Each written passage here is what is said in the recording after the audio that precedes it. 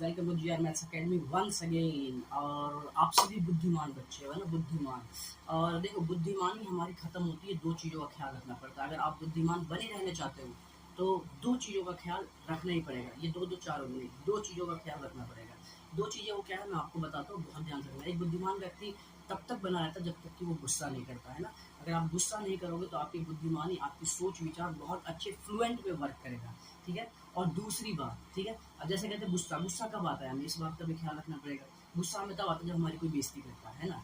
बेइज्जती, this is the just state of mind, थोड़ी देर के लिए होता है और चीज़ें फिर रिलैक्स हो जाता है, ठीक है। जब हमारी बेइज्जती करते हैं हमें गुस्सा आता है, ठीक है। तो ये तो पहला पॉइंट। दूसरा पॉइंट हमारे पास है, दूसरा पॉइंट हमारे पास है अहंकार।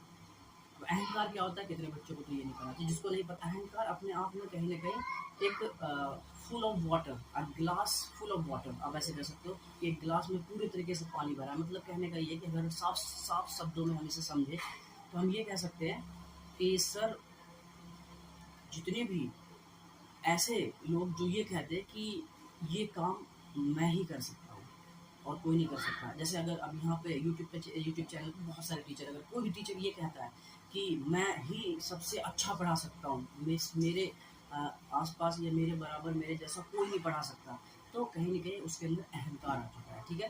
तो इसका मतलब ये नहीं, सबके पास अपनी अपनी बेस्ट पर्सनैलिटी होती है, ठीक है। उसी को आइडेंटिफिकेशन, हम उसी को क्या करते हैं, अपने आप को बाहर निकालते हैं। जिसके पास जो भी आइडेंटिफिकेशन है, बेस्ट पर्सनैलिटी है, वो निकालते हैं, ठीक है। तो अहंकार मतलब कि मैं ही कर सकता हूँ, ये अहंकार होता है, ठीक है। और मैं कर सकता हूँ, ये हमारा कॉन्फिडेंस है। तो हमारे पास कॉन्फिडेंस का एटीट्यूड होना चाहिए, अहंकार का नहीं, ठीक है। मैं कर सकता हूँ, yes we can do it.